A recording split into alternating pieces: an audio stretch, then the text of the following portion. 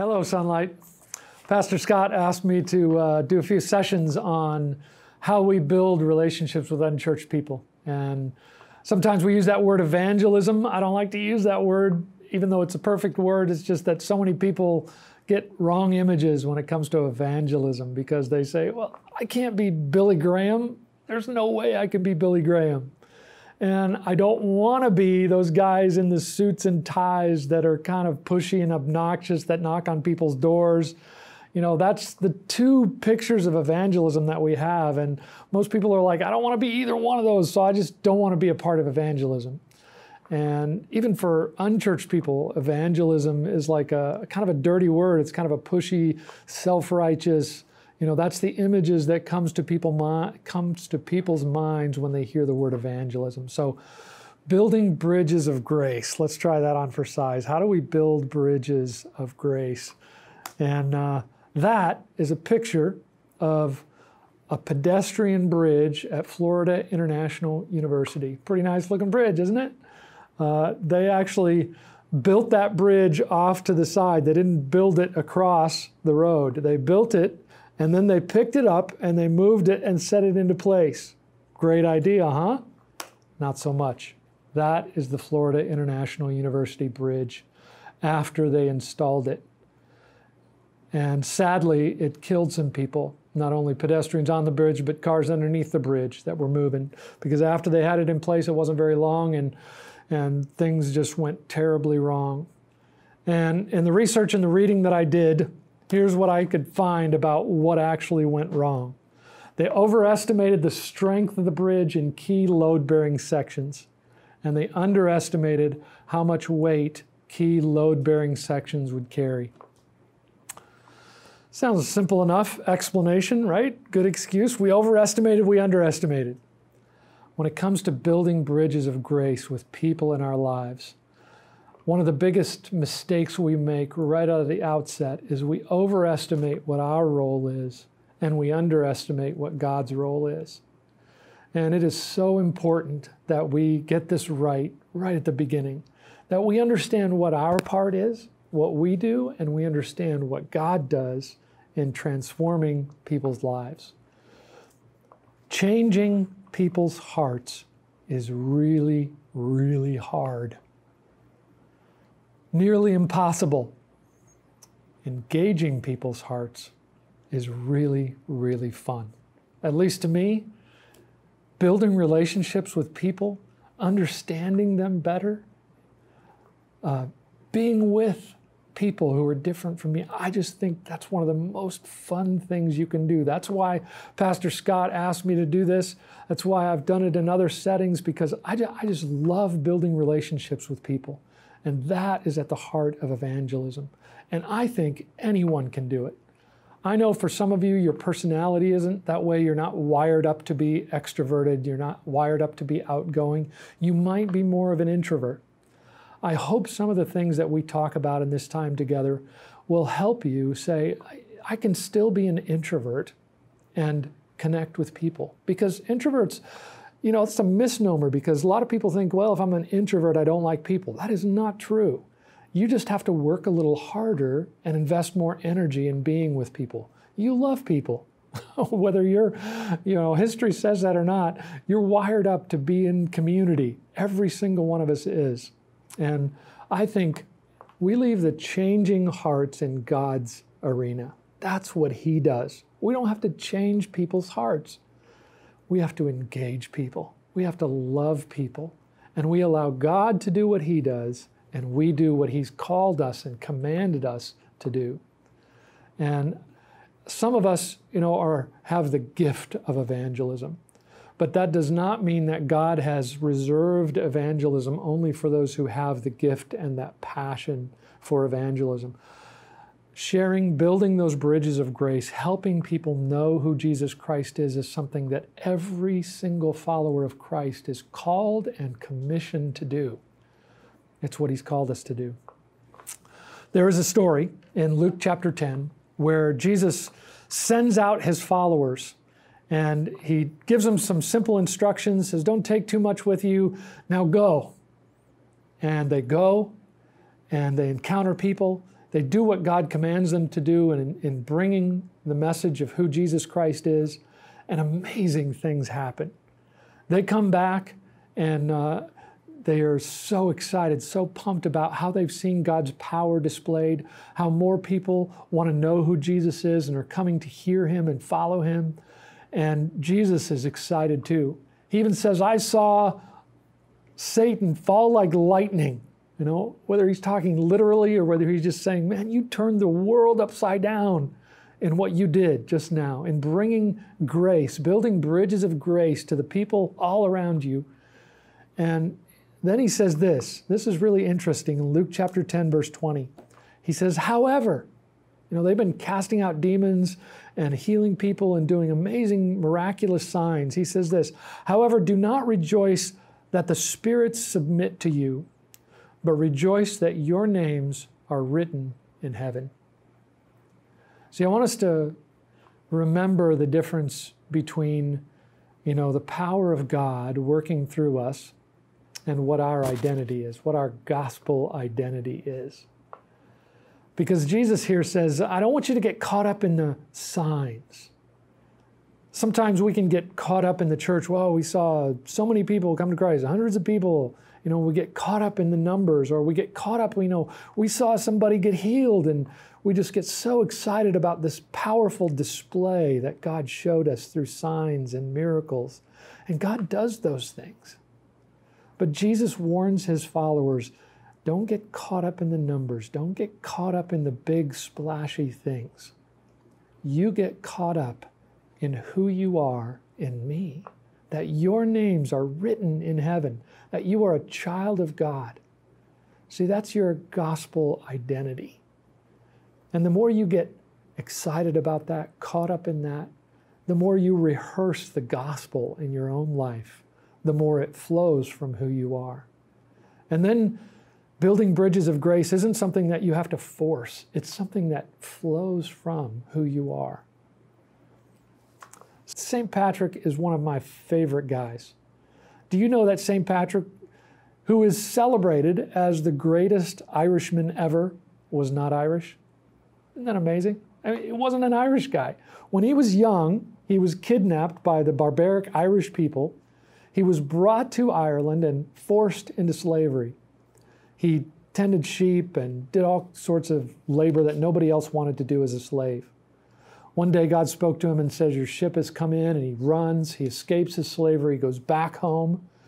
He goes into training in the church to become a pastor, priest, missionary, you know, and he, in the process of his training, he feels and hears God call him back to the people of Ireland. Can you imagine? I mean, here are the people that captured and enslaved you, and now you're going to go back and be a missionary to those people. I don't know, I know there's been many missionaries who've had incredible impact, but I am totally amazed at the impact that St. Patrick had on a whole nation of people. I mean, the Irish people were literally transformed by the work that St. Patrick did among those people. And I think there are some key things. There's a guy who wrote a book called The Celtic Way of Evangelism. And it's a great book. I'd encourage you to read it. I believe it's George Hunter who wrote the book. But he identifies some key things that St. Patrick did to have so much incredible impact.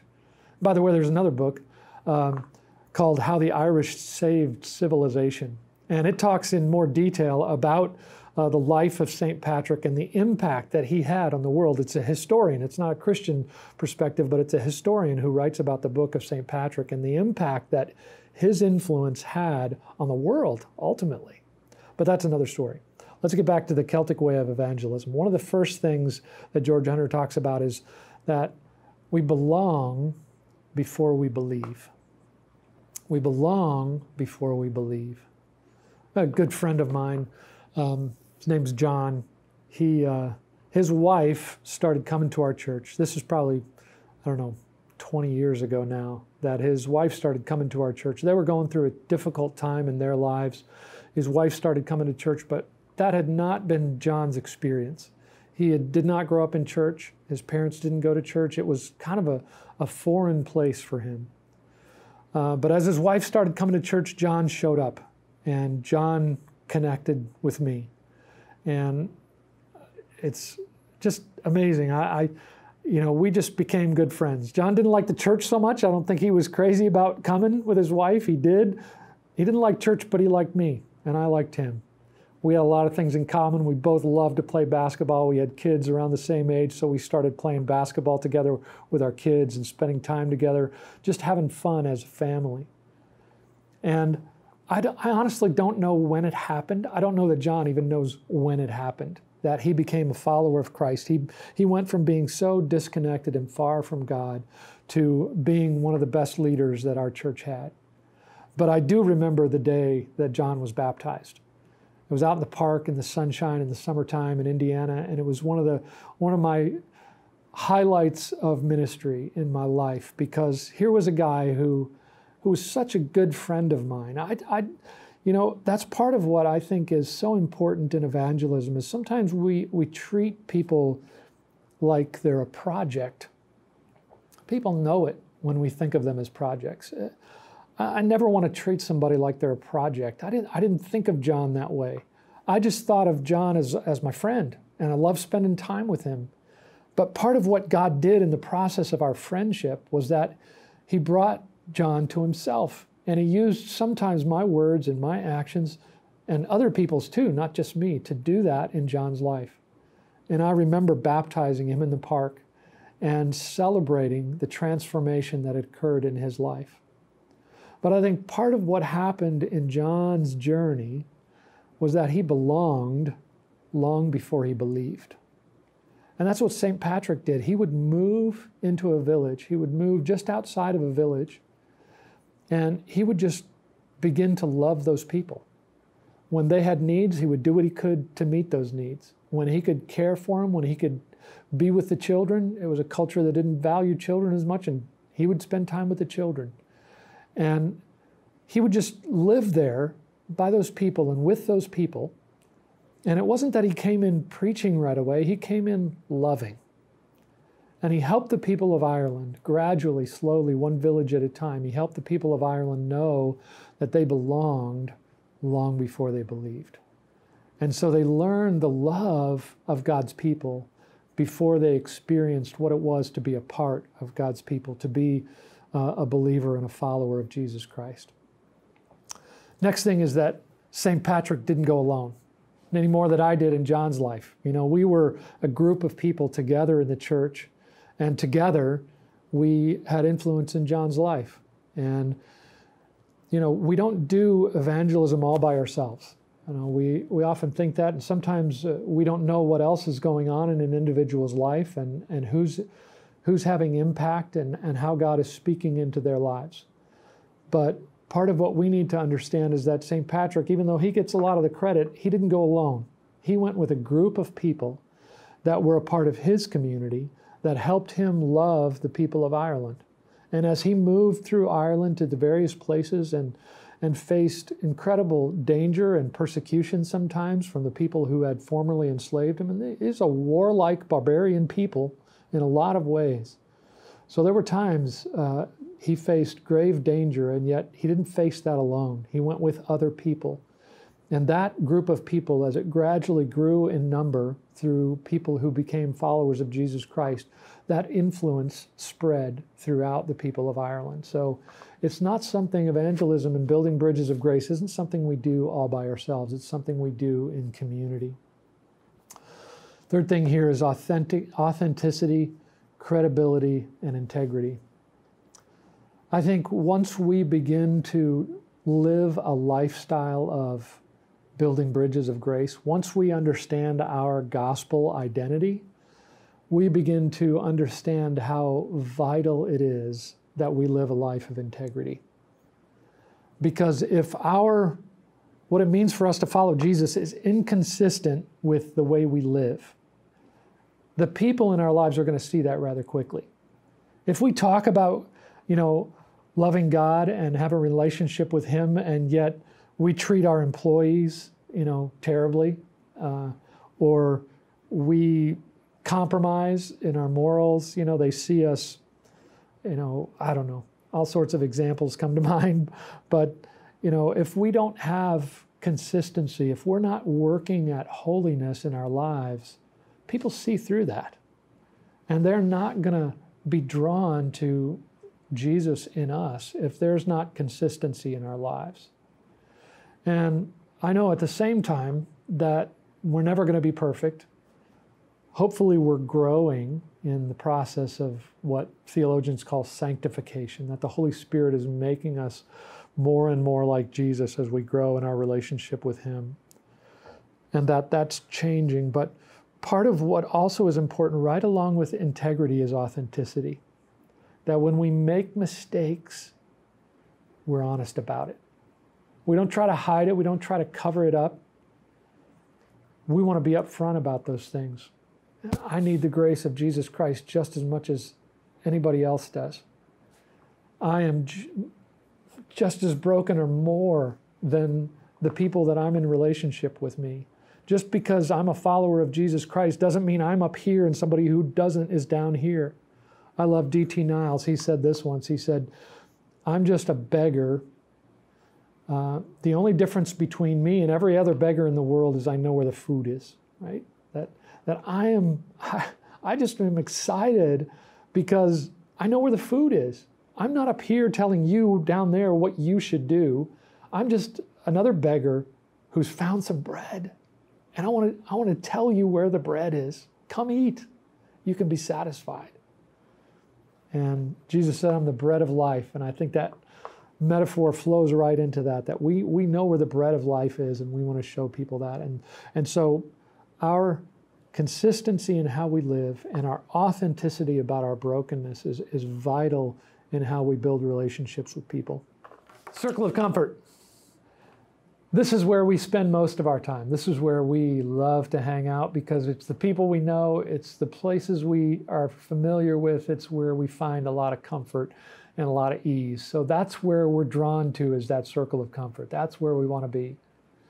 But part of what it means to live out our gospel identity and to be obedient in the commission that God's given us, because that's what part of this is being obedient, is to understand that those who are outside the kingdom are represented by this star over here. They're the people who don't know what it means to have the grace of God in their lives. And part of what must happen is we have to move from our circle of comfort into the lives of people who are different than we are. And I know cool illustrations, pictures, moving things, all that. It's just, this is not rocket science, right? This is ultimately living out gospel obedience, is entering into the lives of people who don't know what it means to have a relationship with Jesus Christ. And one of the biggest helps to me in this has been a book called The Art of Neighboring. And if I can find it, I'm going to show you that book. Here's the one I was talking about earlier. This is The Celtic Way of Evangelism by George Hunter. But there's another one here that I'm going to pull out, and it is called The Art of Neighboring. And the genius of this book is right here on the cover. Because that right here on the cover, if you can see it, is a grid. It's just a grid. You can draw one of these on any piece of paper. I have one at my office because I have neighbors around where the church is. I have one of these on the inside of my cupboard at home because I want to keep track of the neighbors that I know, and that's really all it is. And I tell you what, this simple thing, it's kind of Mickey Mouse, but it has been so helpful to me. Because Jesus calls us to love our neighbors, right? He calls us to love our neighbors. You cannot love your neighbor if you don't know their name. Can I get an amen? You just can't love your neighbor if you don't know their name. And part of what this helps me do is say, I got to know my neighbors. And one of the little quizzes they do, they have you make these squares on a piece of paper, and then they have A, B, and C. And A is the names of your neighbors. Know the names of your neighbors. B is something significant about their life. In other words, something that you find out about your neighbor that you couldn't know by just looking at their yard. You know, they drive a Tucson, you know. You can find that out by just looking over across the street. That's not what B is. B is you have to engage people in conversations and find out something significant about their life. C is deeper. That you find out something, some challenge that they're living with and some challenge that they're facing. And so A, B, and C, and you begin to fill out each one of those three things on that little grid in your cupboard or wherever you keep it at home, so that you're tangibly saying, how am I getting to know my neighbors? And I would just ask you right now, you can just pause it. We're done with this session right now. And when this session finishes, you just draw this grid, draw those boxes around your house and start to fill it out. And say, how many people can I name of the neighbors who live around me? How many can I say something significant about them? And see something deeper, hopes, dreams, challenges they're facing, things I'm praying for them about. And see how far you can get. When the writers of this book do this survey with the people that they talk to this book about as they travel and speak on this topic, when it gets to A, B, and C, you know, there's about 10% of followers of Jesus Christ who can do A, who can fill in all 1, 2, 3, 4, 5, 6, 7, 8, 9 homes all around them. About 10% of followers of Jesus Christ can do that. When it gets to B, something significant, it goes down to about 7%. And when it gets to C, it goes down to 3%. That means that 97% of us don't know the hopes and dreams of the people who live closest to us, the people that we should be rubbing shoulders with, building relationships on a daily basis. 90% of followers of Christ don't even know the names of the people who live closest to them. I think we can change that. I'll see you next time.